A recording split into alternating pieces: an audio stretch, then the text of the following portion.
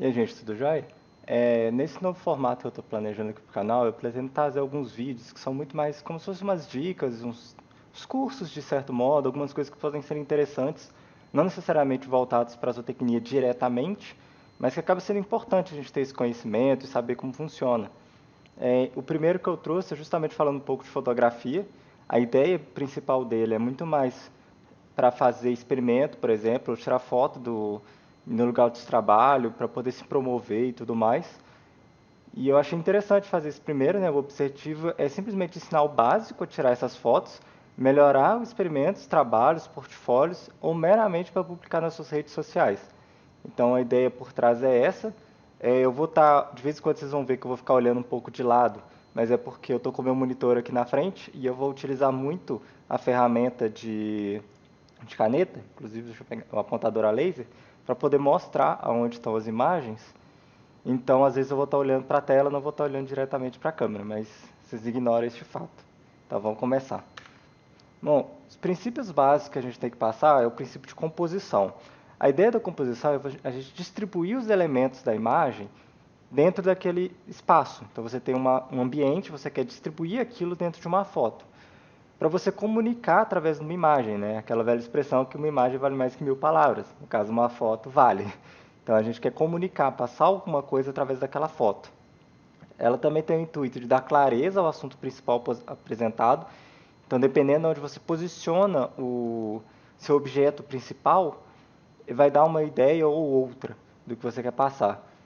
Também fazer os elementos se relacionarem, né, para você não ficar com uma foto, por exemplo, que tem algo muito pequeno e o resto tudo em branco. Então você tem que saber fazer os elementos conversarem entre si para ficar interessante a imagem e preencher as imagens e preencher os espaços da imagem, né, evitando que ficar com um vazio na imagem, que é o exemplo que eu dei antes. Então, a primeira regra que é importante a gente conhecer é a regra dos terços.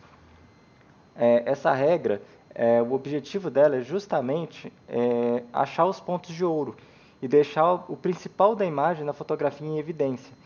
Então, isso ocorre pois seguimos uma ordem de visualização das imagens, normalmente o mesmo caminho que utilizamos para a gente ler. Já tem alguns estudos falando que quem tem o hábito, por exemplo, de outro idioma, que lê da direita para a esquerda, costuma ler as fotos também de maneira diferente. Mas nesse caso nosso, a gente vai ler da esquerda para a direita. Na minha câmera do meu celular, tem uma opção que chama quadros de referência, que ele faz justamente isso. Ele pega a imagem, coloca umas linhas formando uns quadrados para a gente saber onde estão os pontos de ouro. Quem já tem costume pode não utilizar, simplesmente deixa para lá e não faz diferença, mas quem não tem o costume acha interessante colocar essa opção, porque é uma coisa visual, você consegue visualizar onde estão esses pontos. Então, uns exemplos, né? Na primeira imagem, no centro está vazio, então nós olhamos primeiro para a pessoa, em seguida para a ponte, e o foco acaba sendo na pessoa. Então, quando a gente olha essa imagem, a primeira coisa que a gente vê é a pessoa, depois a gente vê a ponte, e o espaço no meio está relativamente vazio. Na segunda imagem, o centro ele também fica um pouco mais vazio, então nós primeiro olhamos os peixes e a luz vindo daqui de cima, e depois passamos para a pessoa aqui no contraluz. Então o foco acaba sendo até mesmo no ambiente, o foco acaba sendo essa parte de trás da imagem. Então o foco é os peixes, o aquário em si, e a pessoa acaba ficando ali no meio. Ela está junto, mas nem tanto. E na terceira imagem, o foco é destacar a montanha. Então, na hora que você quer destacar alguma coisa no centro, as duas imagens laterais elas estão mais vazias, por assim dizer. Então, ele colocou a montanha exatamente no centro, entre os dois terços. Então, começa num ponto de ouro, a montanha sobe e termina no outro. E aí ele deixa esses espaços do lado, além de fazer uma divisão também da água. Então, a água segue essa linha, a montanha segue por aqui, e o resto fica um pouco mais vazio, dando destaque para a montanha. Na hora que você estiver no experimento, você também tem que ter isso em mente, o que você quer passar como destaque. Por que isso acontece? Esses pontos de ouro eles são muito relacionados com a sequência de Fibonacci. Mas basicamente a ideia são essas linhas. Então tudo que seria mais belo estaria por aqui. Então você coloca a imagem por aqui, ela tem que seguir esse caminho.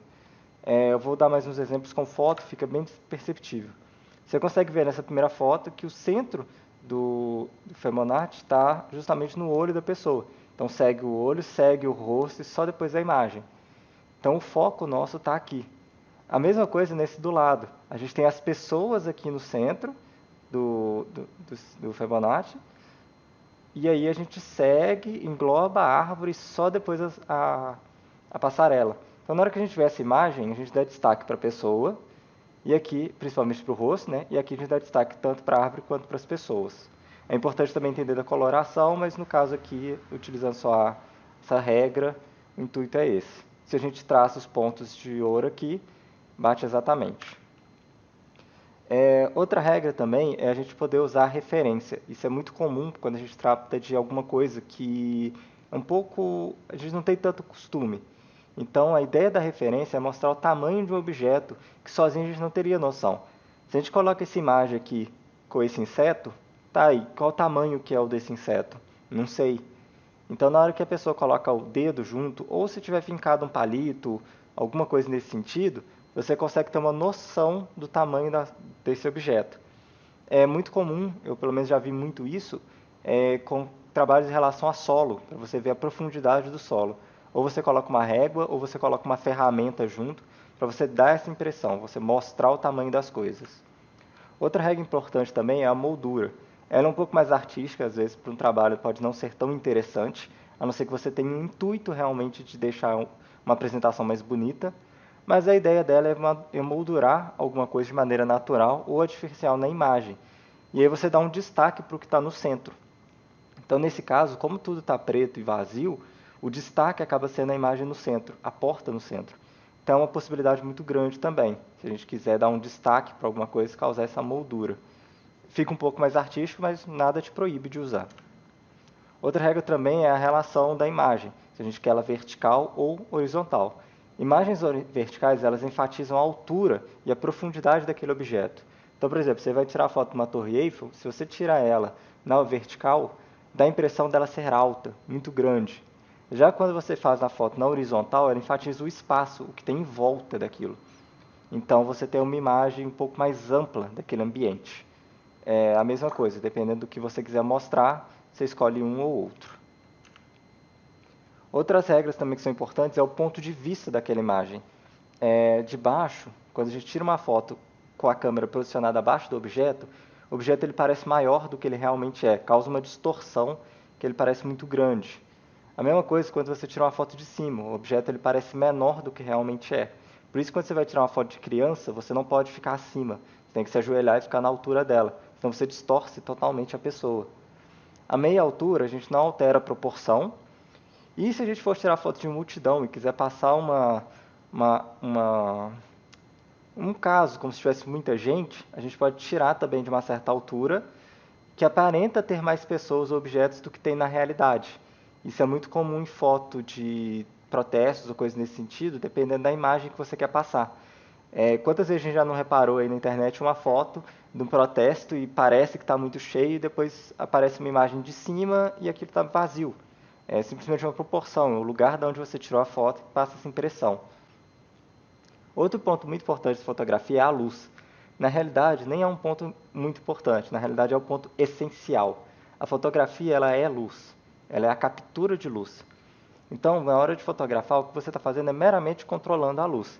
As primeiras fotos tinham esse princípio muito claramente.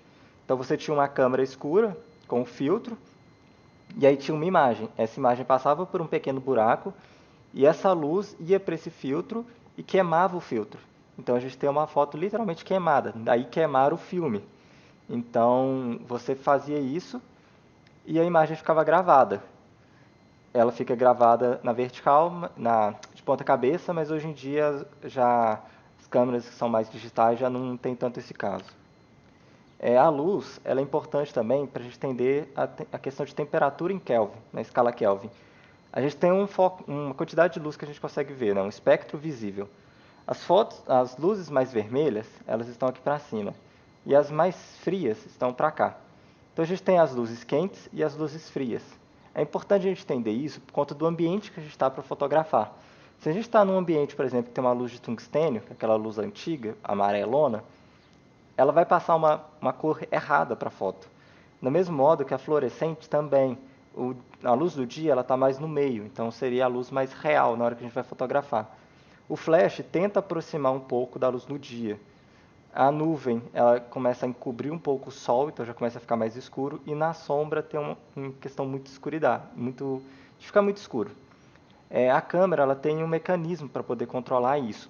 Normalmente, nos celulares, a gente mantém ele no balanço automático. Eu vou passar aqui na frente, é o balanço de branco o nome disso. Normalmente a gente mantém ele no automático, mas se você quiser fazer diferente, se você quiser ter um controle disso, na câmera, na hora que, pelo menos no meu celular, na hora que eu vou em Pro, eu consigo ter esse primeiro que é WB, que é White Balance. Aí você seleciona aqui se você quer para tungstênio, para a luz do sol, para a luz fluorescente, para a nuvem, se você quer controlar manual, você consegue ter esse controle aqui. E qual que é a ideia? Na hora que a gente seleciona esse tipo de imagem, né, esse balanço de branco, o que ele faz é jogar a cor oposta, para deixar a imagem mais branca possível. Então, no automático, a gente vai ter essa captura, na luz do dia vai ter mais ou menos a mesma, porque a luz do dia é meio que a média. A nuvem ela começa a ficar, ela joga um pouquinho de amarelo, para dar uma equilibrada com o branco. Na sombra joga mais amarelo. Se a gente está numa imagem de luz de tungstênio, a luz amarelada, ele joga muito um azul, para poder contrastar um com o outro. Na fluorescente, idem, joga um pouco mais de azul. E no flash também fica um pouco mais parecido, porque o flash também tenta imitar um pouco a luz do sol. Joga um pouquinho só de coloração para dar uma diferenciada. Então, na hora que a gente tem a balança de branco, justamente isso. Para imagens mais amareladas, joga o azulado. Para imagens mais azuladas, joga o mais amarelado, para poder ter essa relação. Outro ponto importante também é a direção da luz. De onde está vindo a luz que a gente está utilizando para a foto? A luz direta ela não altera as cores da imagem, só que ela deixa uma imagem um pouco mais chapada. Então, se você tem uma única fonte de luz que está vindo diretamente, ela deixa a imagem bem chapada. É como se você estivesse literalmente olhando para uma figura mesmo. Então, você não tem relevo, você não tem uma impressão de espaço ali. Já a luz lateral ou diagonal, ela não altera as cores, mas ela gera uma sombra natural, o que acaba ajudando a dar volume na imagem, caso você queira fazer isso. O contraluz, ela não altera as cores da imagem, mas deixa a imagem chapada e sem relevo. No caso, quando a gente está falando de fora. O contraluz, para quem está contra o luz, você acaba ficando preto. Então, ela altera a imagem, mas as cores de fundo não se alteram. Mas você consegue trabalhar também com contraluz. A luz de cima, né, uma luz incidente por cima, ela não altera as cores da imagem, mas ela gera uma sombra no rosto, o que acaba escondendo as emoções. No caso aqui, por exemplo, para exemplificar, eu estou com uma luz aqui de cima. Você consegue ver que tem uma sombra em volta do meu olho, porque a luz que eu tenho na minha frente ela não está compensando, nem a de cima. Então, você tem que ter um pouco de cuidado com isso também. A luz difusa ela já não altera as cores da imagem e evita a sombra indesejada. O que é a luz difusa? É você pegar essa luz e difundir ela, literalmente. Então, quando você vê um fotógrafo, por exemplo, com um flash e tem tipo um copo, digamos assim, branco na frente, aquilo serve para difundir a luz. A mesma coisa acontece com a nuvem. A nuvem é um ótimo difusor de luz. Ou se você quiser rebater no teto, a luz, alguma coisa nesse sentido. A ideia é você espalhar a luz, de modo que você tenha um equilíbrio na imagem. Então eu coloquei uns exemplos, né? Se a gente quer uma luz frontal, ela fica bem chapada, então a gente tem uma luz direto no objeto. Se a gente coloca uma luz lateral, dá um relevo, então a gente consegue ter uma noção de que tem um relevo aqui por causa do nariz, onde fica o queixo. A luz diagonal, ela também gera um certo relevo, então a gente consegue ver um relevo aqui, mas não atrapalha o rosto da pessoa, a gente consegue ver um pouco a pessoa, então dá uma equilibrada. Se a gente quer fazer a contraluz, a imagem de fundo mantém a luz, mas a pessoa aqui fica escura. A luz de cima é aquilo que eu falei sobre esconder a emoção. Então você não consegue saber o que a pessoa está sentindo aqui. Está completamente escurecido. Obviamente esse é um exemplo muito duro, né? Uma imagem muito forte, mas pode acontecer. E aqui também um exemplo justamente disso, uma luz difusa. A pessoa ela difundiu um pouco a luz, então você consegue ver mais o ambiente, mais o rosto dela. E a luz dura. Então dá uma sombrinha aqui no olho, porque ela está com a cabeça um pouco mais inclinada, e fica uma cor muito mais chapada. A direção da luz ela pode ser feita também com uma combinação disso. Então você consegue utilizar várias fontes de luz. Você pode usar só uma, não faz diferença, mas aqui eu usei alguns exemplos que são os que normalmente tem em estúdio. Então você pode ter 4 fontes de luz, onde a gente tem um anteparo, a gente tem a pessoa e a gente tem a câmera aqui.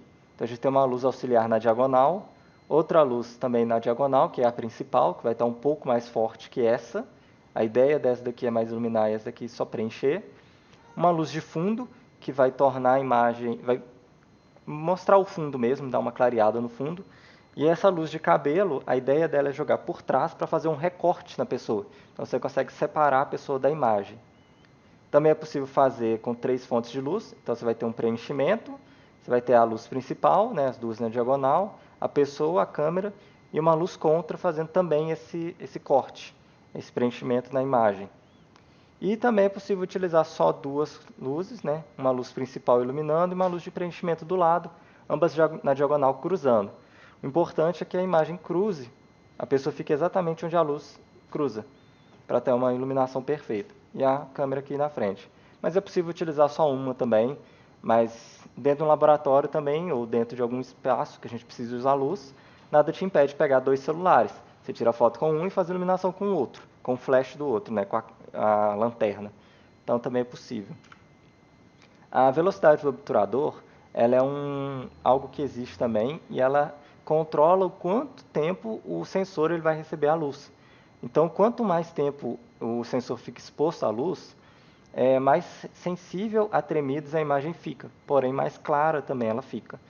Então, ela regula o tempo que o sensor recebe a luz e é possível utilizar essa ferramenta para criar alguns exemplos, alguns efeitos. Então, se você quiser mostrar que algo está em movimento, um movimento muito grande, você foca naquela imagem e o resto tudo fica embaçado. Ou se você quiser fazer aquele efeito do véu de noiva na cachoeira. No caso do meu celular é essa imagem S, então a gente clica aqui e consegue controlar isso. Então você pode aumentar ou diminuir ou deixar no automático. O ISO é outro mecanismo que a gente tem para controlar a luz. Ele regula o quanto de eletricidade vai para o sensor, para ele poder captar a imagem. E valores mais baixos deixam a foto um pouco mais escura, mas valores mais altos deixam a cor mais clara. Porém, ela gera uma granulação na imagem. Então você tem que encontrar um equilíbrio também para a imagem não ficar granulada. Então aqui está um exemplo, né, com o ISO 100. À medida que ele vai aumentando, você vai vendo que a imagem vai ficando um pouquinho mais clara, só que vai dando esses grânulos. Vai ficando muito granulada a imagem. Então você tem que pensar nisso também na hora de tirar a foto. A medição de luz, ela tem vários mecanismos para você fazer isso, você medir essa luz para poder saber como está a sua imagem. No celular, você clica, no meu caso, a gente clica nessa imagem aqui de cima, e aí eu posso selecionar se eu quero uma medição centralizada, que vai medir o centro da imagem, se eu quero uma medição dos quadrados, que faz uma média de todos esses quadrados aqui, ou se eu quero uma medição pontual, no qual eu vou clicar na tela e decidir aonde que é para ser feita a medição de luz. No celular não é tão comum a gente utilizar isso, na câmera profissional é muito utilizado, mas também é uma opção para a gente poder controlar e seguir a luz de acordo com aquilo que a gente quer. Outros pontos que são importantes também mostrar é a proporção da imagem. No meu celular ele permite que eu coloque uma imagem 3x4, 9x16 ou full, então eu consigo controlar o quanto que eu quero da imagem. O time, que é uma ferramenta que a gente tem para poder esperar a foto ser tirada. Então, sem time, com 3 segundos, ele conta 3 segundos até poder ser tirada a foto, que é esse canto aqui. 5 ou 10. É muito comum em fotos de família, você põe a foto, corre, tira a foto e volta. O RAW, que é esse formato aqui, é um formato de imagem mais bruto, mais pesado, mas que ele permite que a gente controle completamente a imagem na hora da edição. Então a gente consegue mexer na luz, ele carrega todas as informações possíveis para a gente poder editar depois. Não é tão usado, assim, na fotografia é muito usado, mas no nosso caso não é tão necessário. Mas se alguém quiser usar e quiser aprender mais sobre a edição para poder utilizar ele, tudo bem. O endireitar é um mecanismo que tem no meu celular, que é esse de cá, que ele gera um nível na imagem. Então naqueles quadrados que eu mostrei, ele vai criar uma régua que vai me dizer quanto que a imagem está na horizontal. O pico da foto, que é esse ponto de cá, pico de foco, ele mostra os pontos em que é possível focar na imagem. Por quê? Porque o foco de uma câmera é nos pontos de contraste. Então a câmera consegue fotografar, por exemplo, aqui, ó, vermelho com branco. Nesse ponto de contraste, ele foca. Ele foca no rosto, ele foca nesses pontos, a gente tem um contraste de luz. Então, esse pico de foto, ele mostra isso pra gente, aonde que a gente consegue fotografar. É muito bom para quando você está num ambiente muito escuro, por exemplo, ou que está muito com alguma única cor, então você consegue saber onde você consegue focar. Ou você coloca no foco manual também, que é esse daqui, esse F alto, e faz também, mas aí é a escolha de cada um. E esses foram os pontos que eu trouxe aqui. Obviamente, a fotografia ela é muito mais do que isso, mas eu quis trazer o básico, pelo menos para vocês terem um conhecimento. Se for interesse de todo mundo, eu até posso fazer mais vídeos desse depois, um pouco mais profundos, talvez separando em tópicos, né? Porque cada tópico desse é quase que uma aula à parte. Então eu consigo separar isso e trazer. Se alguém quiser e tiver interesse, simplesmente compartilha, curte o vídeo e comenta aqui embaixo também que vocês têm interesse. Se a pessoa tiver interesse, eu trago essas informações. Então, muito obrigado para quem assistiu esse vídeo. Se gostou, compartilha com os amigos, né? Se inscreve no canal, divulga também para poder me ajudar e ajudar a zootecnia. E espero que essa aula tenha sido útil para vocês. E o principal, fotografia também é muita prática, principalmente o olhar. Então, pega seu celular e sai fotografando. Pode ser o celular mesmo. Pega, vai tirar foto de passarinho, vai tirar foto de qualquer coisa, de árvore. Vai treinando, vai vendo esses pontos de foco. Tira uma foto com a árvore no centro, tira uma foto com a árvore do lado. Começa a comparar qual foto você acha que está mais bonita e brinca. Aproveita seu celular e brinca bem com ele. Então é isso. Muito obrigado por vocês terem assistido.